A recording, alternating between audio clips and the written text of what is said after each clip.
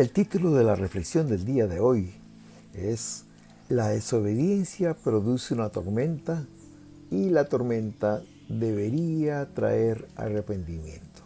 La base de esta meditación está en el libro de Jonás, todo el libro, pero especialmente en el capítulo 1 de todo el capítulo, los 17 versículos. Me gustaría dar lectura a este pasaje rápidamente, es un poquito largo, pero creo que es necesario que lo leamos. La palabra del Señor vino a Jonás, hijo de Amitai, y le dijo: levántate y ve a la ciudad de Nínive y proclama contra ella que su maldad ha llegado hasta mi presencia. Pero Jonás huyó del Señor y se dirigió a Tarsis. Bajó a Jope, donde encontró un barco que zarpaba rumbo a Tarsis. Pagó su pasaje y se embarcó con los que iban a esa ciudad, huyendo así del Señor. Pero el Señor lanzó sobre el mar un fuerte viento y se desencadenó una tormenta tan violenta que el barco amenazaba con hacerse pedazos. Todos los marineros tenían miedo y cada uno clamaba a su Dios. Y arrojaron el cargamento al mar para aligerar el barco. Jonás, en cambio, había bajado al fondo de la nave para acostarse y dormía profundamente. El capitán del barco se le acercó y le dijo: ¿cómo pues estás durmiendo? Levántate, clama a tu Dios, quizás tenga piedad de nosotros y no perezcamos. Y los marineros, por su parte, se dijeron unos a otros: vamos, echemos suertes para averiguar quién tiene la culpa de que nos haya venido este desastre. Así lo hicieron y la suerte recayó en Jonás. Entonces preguntaron: dinos ahora, ¿quién es el responsable de causarnos este desastre? ¿A qué te dedicas? ¿De dónde vienes? ¿Cuál es tu país? ¿A qué pueblo perteneces? Soy hebreo y temo al Señor, Dios del cielo, que hizo el mar y la tierra firme, respondió. Al oír esto, los marineros se aterraron aún más, y como sabían que Jonás huía del Señor, pues él mismo lo había contado, le dijeron: ¿qué es lo que has hecho? Pero el mar se iba enfureciendo más y más, así que preguntaron: ¿qué haremos contigo para que el mar se calme? Tómenme, láncenme al mar, verán que el mar se calmará, les respondió. Yo sé bien que por mi culpa se ha desatado sobre ustedes esta terrible tormenta. Sin embargo, en un intento por regresar a tierra firme, los marineros se pusieron a remar con todas sus fuerzas, pero como el mar se enfurecía más y más contra ellos, no lo consiguieron. Entonces clamaron al Señor: oh Señor, tú haces lo que quieres. No nos hagas perecer por quitar la vida a este hombre, ni nos hagas responsable de la muerte de un inocente. Así que tomaron a Jonás, lo lanzaron al agua, y la furia del mar se aplacó. Al ver esto, se apoderó en ellos un profundo temor al Señor y le ofrecieron un sacrificio e hicieron promesas. El Señor, por su parte, dispuso un enorme pez para que se tragara a Jonás, quien pasó 3 días y 3 noches en su vientre. A manera de introducción, me gustaría decir que Jonás era un profeta de Dios. Se le conoce como un profeta menor, no por la edad que tenía, sino por el tiempo de ministerio. Su tiempo fue mucho más corto que otros como Isaías, Jeremías, Ezequiel, Daniel, que a estos se les denominaba profetas mayores.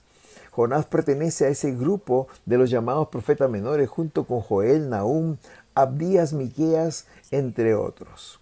La historia de Jonás se encuentra en un libro que lleva su mismo nombre, el libro de Jonás. Es muy corto, tiene solo 4 capítulos y 48 versículos. Los animo para que lean todo el libro el día de hoy. El nombre Jonás significa paloma y da a entender que Jonás era un mensajero de Dios, una paloma mensajera. No era el mensaje de Jonás, era el mensaje de Dios el que decía. La Biblia no da muchos datos biográficos de Jonás. Solamente 2. Jonás 1:1 dice que su padre se llamó Amitai. Y Segunda de Reyes, capítulo 14, verso 25, dice que era natural de Hat-Hefer, una ciudad ubicada a 5 kilómetros al noreste de Nazaret. Esos son los únicos datos biográficos que la Biblia dice de Jonás. Por supuesto, se sabe que fue llamado por Dios para ser un profeta. Realizó su ministerio en el tiempo que fue rey Jeroboam II. Se calcula que ministró por 41 años, tiempo que duró el reinado de este rey.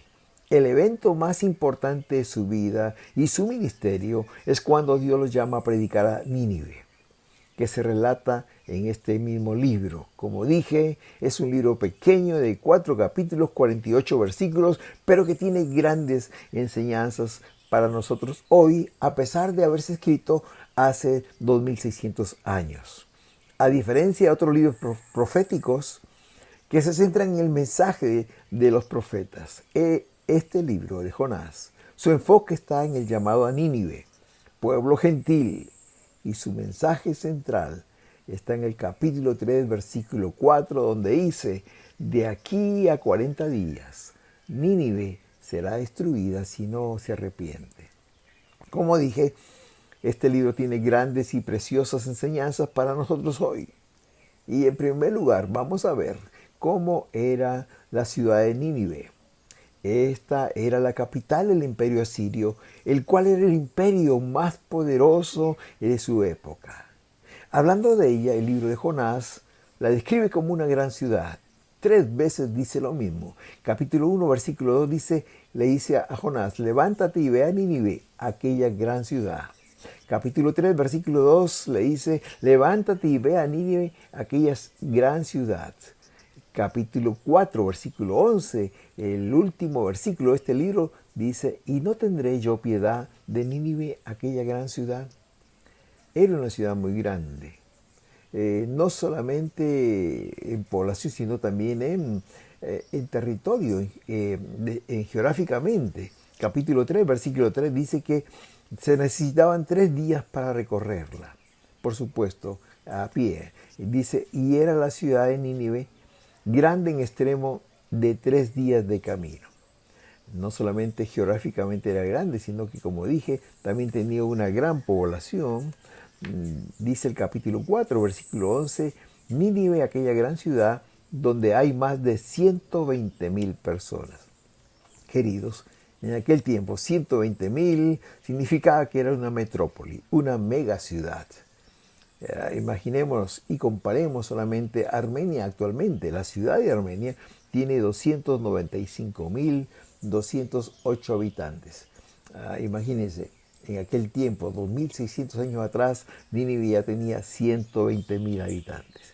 No solo eso, sino que era una ciudad hermosa, con bellos palacios, hermosas construcciones. Se han hecho excavaciones que demuestran lo que estamos diciendo, una ciudad preciosa. No solamente eso, sino que era un pueblo muy culto. Para aquel tiempo, uno de sus reyes edificó la biblioteca más completa de su época. Era un pueblo conquistador, temido por su gran ejército. Al mismo tiempo era cruel. Los historiadores dicen que asesinaban cruelmente a sus enemigos. Los enterraban vivos entre paredes. Y en los hallazgos que se han hecho, han encontrado esqueletos entre las paredes. También, como un acto de tortura, les quitaban la piel a las personas vivas. Se dice que cuando regresaban los asirios, el ejército a Nínive, traían los prisioneros jalados por cuerdas que tenían ganchos que traspasaban la nariz o los labios de los cautivos. El rey de Nínive se gozaba dejando ciegos a los cautivos cuando les hincaba con su lanza los ojos. Hermanos queridos, las muchachas y muchachos eran quemados vivos. Era un pueblo cruel. Practicaba toda clase de torturas que nosotros podamos imaginarnos. El profeta Nahum, hablando de Nínive, dice en el capítulo 3, verso 1, «Ay de la ciudad sedienta de sangre, repleta de mentira, llena de rapiña, aferrada a la presa». Esta ciudad de Nínive estaba situada en lo que ahora es el país de Irak, más exactamente donde hoy queda la ciudad de Mosul. No existe más Nínive, fue destruida bajo el juicio de Dios y hoy solo quedan escombros. Así era Nínive, una gran ciudad, grande en extensión, con mucha población, ciudad hermosa, ciudad culta, con un gran ejército, un pueblo conquistador, la metrópoli de su tiempo. Pero en segundo lugar, vamos a ver el gran amor de Dios por Nínive, el llamado de Jonás. Queridos, la ciudad de Nínive era, como dije, lo máximo en su tiempo, pero Nínive era una ciudad extremadamente pecadora. Sede de la diosa Isra, adúltera y fornicaria. Tanto así que el versículo 2 del capítulo 1 dice, ha subido su maldad delante de mí. Este verso es muy parecido cuando Dios se refiere a Sodoma y Gomorra, ahí en Génesis capítulo 18, 20-21, en donde dice, el Señor dijo a Abraham, las acusaciones contra Sodoma y Gomorra son muchas y su pecado es gravísimo.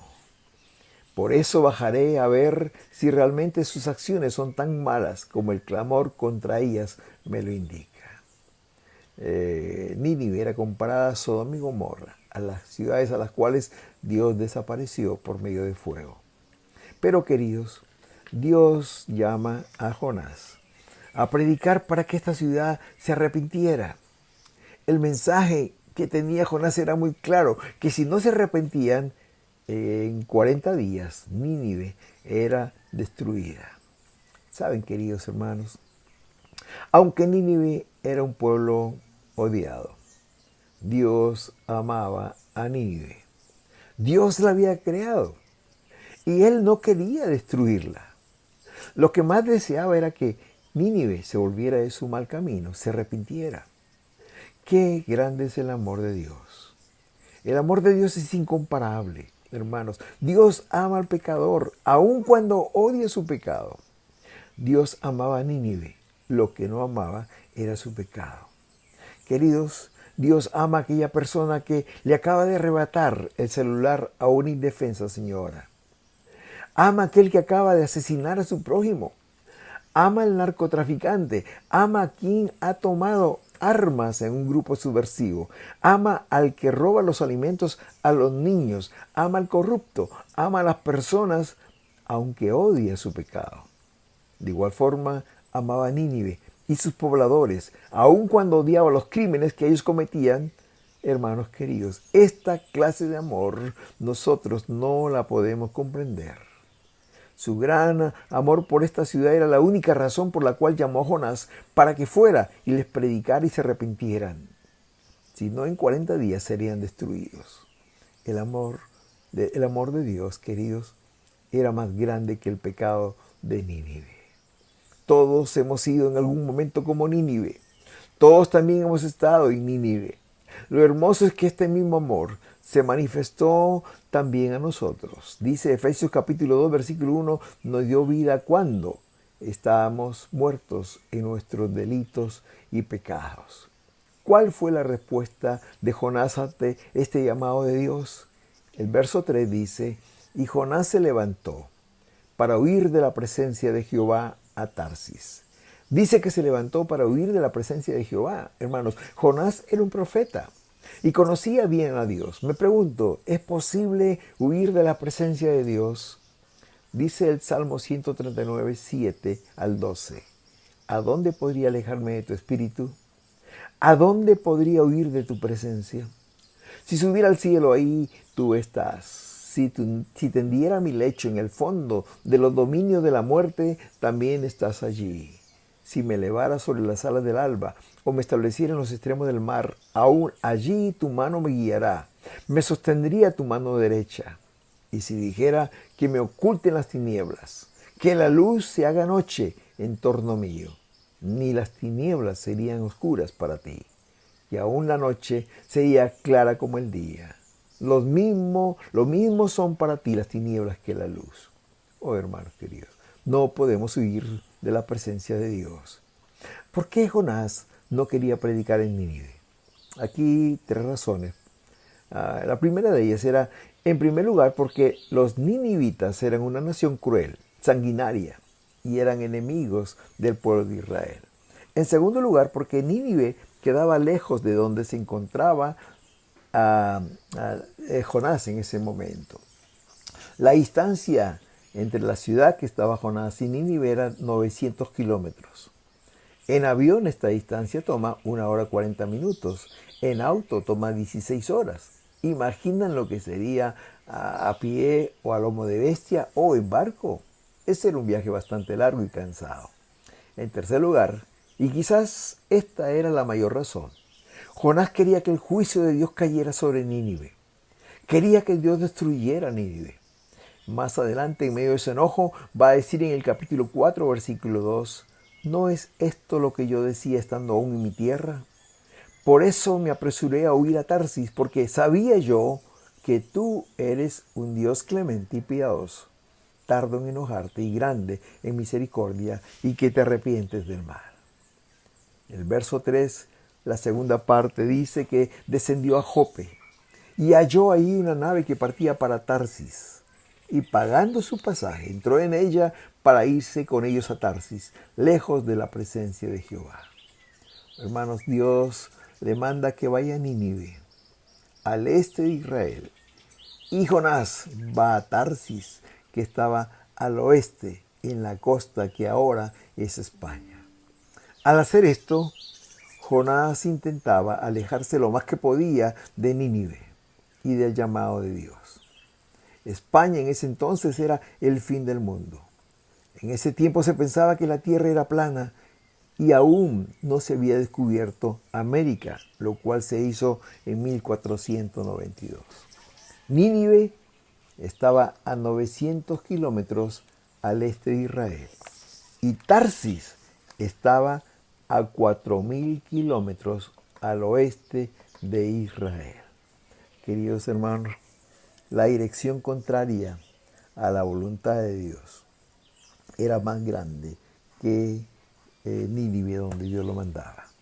Siempre que desobedecemos al Señor, el camino es más tortuoso y más largo.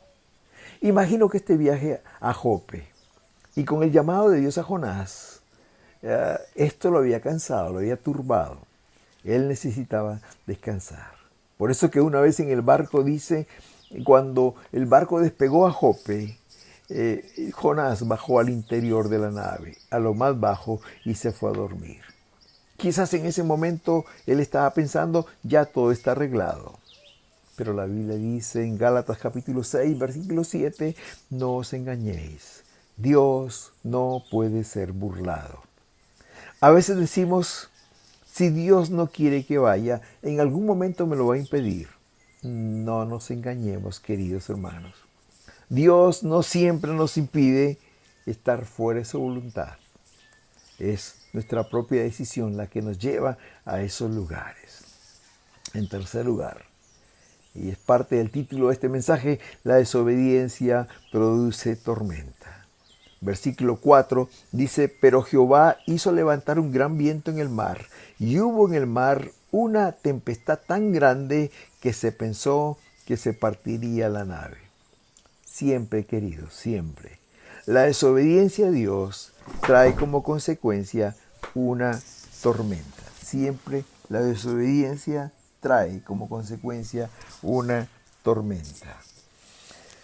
El verso 5 dice que los marineros tuvieron miedo y cada uno clamaba a su Dios y echaron al mar los enseres que había en la nave para descargarlas de ellos.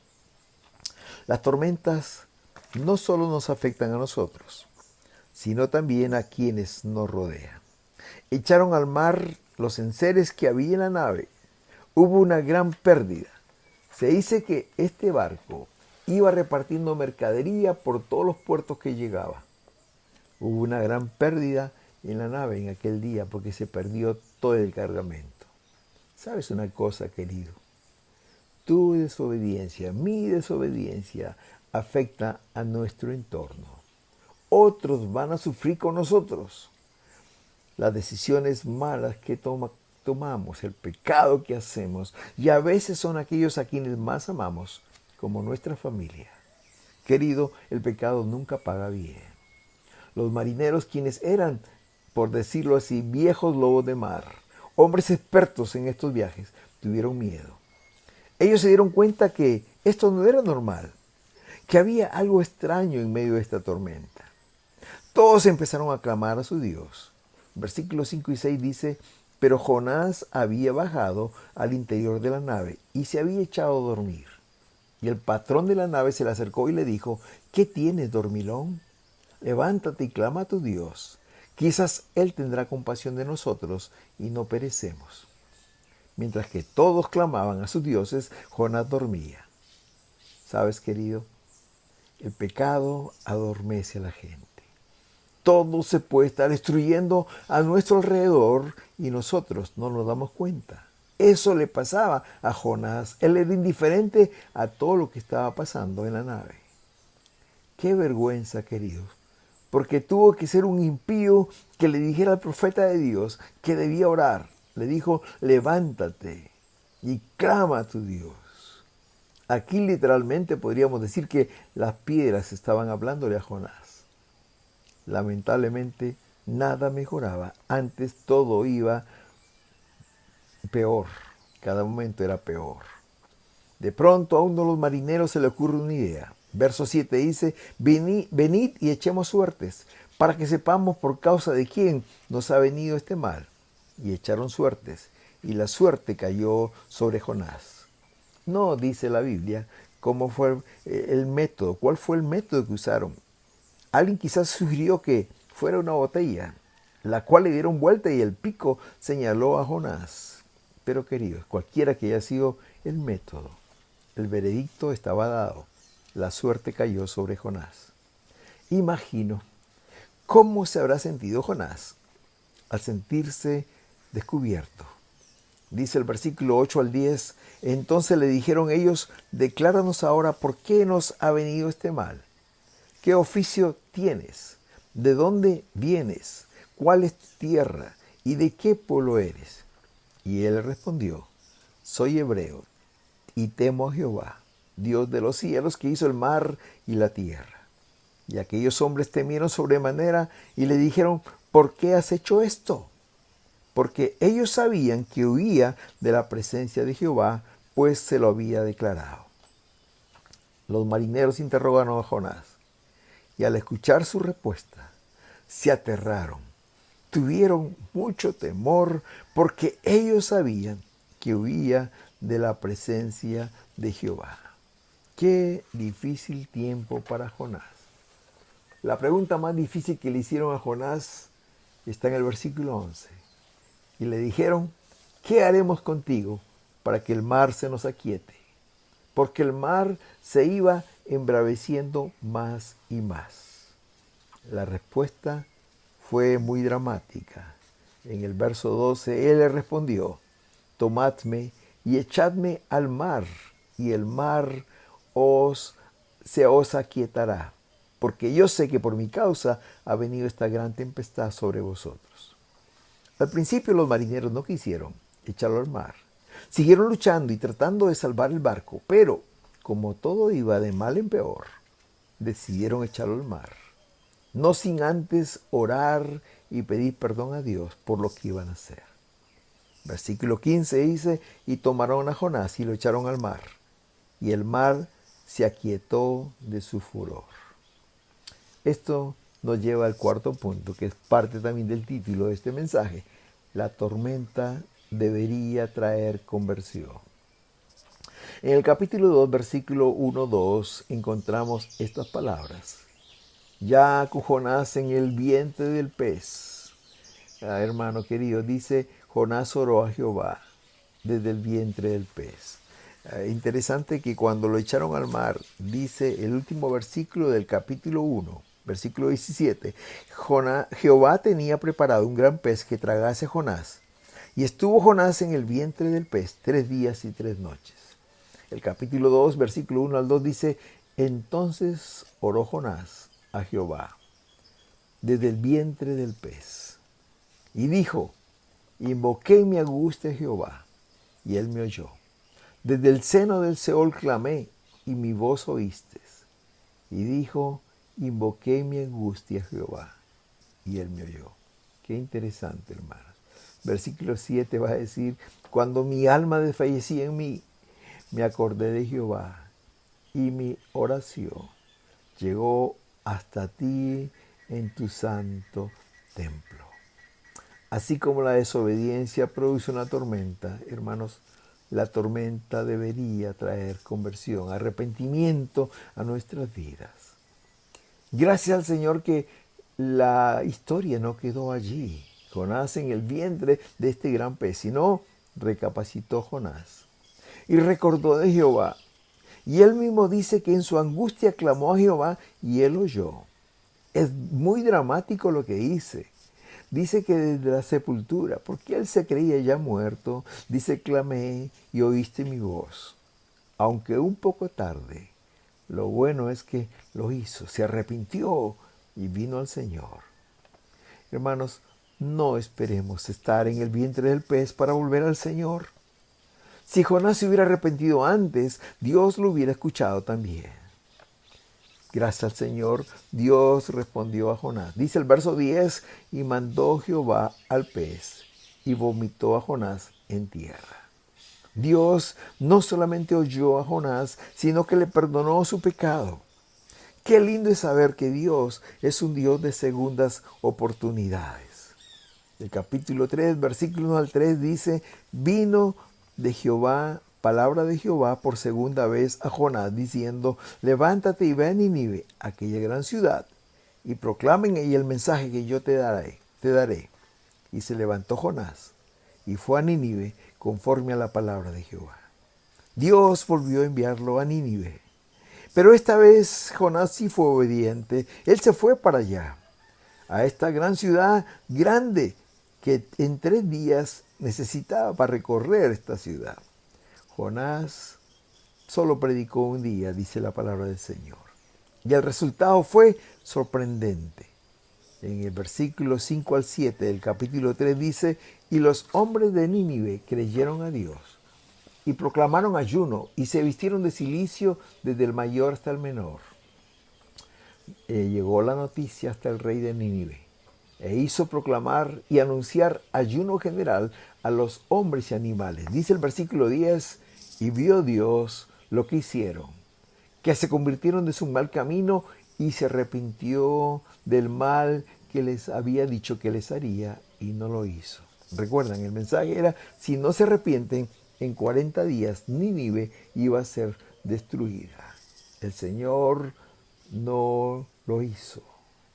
El Señor les perdonó porque se convirtieron al Señor. Queridos hermanos, aquí hay una gran lección para nosotros en este día. Así como el pecado afecta tu entorno, mi entorno, el arrepentimiento, la conversión, la obediencia también afecta nuestro entorno. La obediencia de un solo hombre afectó el futuro de una nación. Grande es la misericordia del Señor. A manera de conclusión en este día, me gustaría decir algunas cosas. En primer lugar, todo el que se aleja de Dios empieza un camino de descenso. Miren qué interesante. 4 veces descendió Jonás en su camino, en su rebeldía a Dios. En primer lugar, dice el versículo 3 del capítulo 1, y Jonás se levantó para huir de la presencia de Jehová a Tarsis y descendió a Jope. Descendió a la ciudad de Jope. En segundo lugar, dice, en Jope, estando en Jope, del muelle descendió al barco. La parte final del versículo 3 dice, entró en el barco para irse con ellos a Tarsis. Estando en el barco, en tercer lugar, descendió al sótano para descansar. Versículo 11 dice, pero Jonás había bajado al interior de la nave. Y estando ya en el sótano, del sótano del barco, descendió al mar, al vientre del gran pez, al fondo del mar. Versículo 15 dice, tomaron a Jonás y lo echaron al mar. Queridos, todo aquel que se aleja de Dios empieza un camino de descenso. Hermanos, necesitamos ser conscientes que cuando nos alejamos de la presencia de Dios, cuando huimos de la presencia de Dios, cada día la cosa nos va peor. La tormenta se va a hacer más fuerte. El camino se va a poner en contra y no vamos a contar con la bendición de Dios. Pero en segundo lugar, no solamente vemos el pecado y el descenso de Jonás, sino también la misericordia de Dios. La misericordia de Dios era grande para Nínive, pero también era grande para Jonás. Frente a este descenso de Jonás, encontramos en la Biblia varios peros de Dios. Peros de Dios.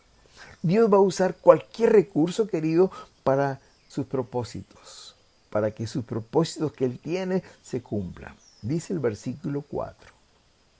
Cuando Jonás estaba huyendo, el Señor dice, pero Jehová hizo levantar un gran viento en el mar. Y hubo en el mar una tempestad tan grande que se pensó que se partiría la nave. Dios trajo esa tormenta con un propósito de que Jonás volviera al camino. Versículo 17 dice, pero Jehová tenía preparado un gran pez que tragase a Jonás. Jonás no se iba a ahogar. Dios preparó un pez para salvar la vida de Jonás. Querido, es posible que en este tiempo te encuentres en un camino descendente, como Jonás. Dios te está hablando de muchas maneras. Vuelve a mí, ven al camino, vuélvete.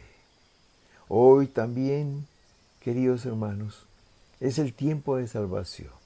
No siga más en un camino que está contra Dios.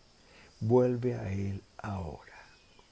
Pero en segundo lugar, queridos, esta historia también tiene una enseñanza grande para nosotros porque hay muchos nínives que están esperando que alguien les hable para que ellos puedan volverse de su mal camino. Ellos están esperando la misericordia de Dios en sus vidas. Y sabes una cosa, tú y yo somos los portadores de ese mensaje de salvación. Dios te está llamando para que vayas a esas personas y les digas que hay salvación, que no necesitan ser destruidos si se vuelven al Señor. Querido, recuerda una cosa, no se trata de lo que tú puedas hacer, se trata de lo que Dios puede hacer a través de ti. Levántales y háblales del amor de Dios. Que el Señor te bendiga. Amén. Amén.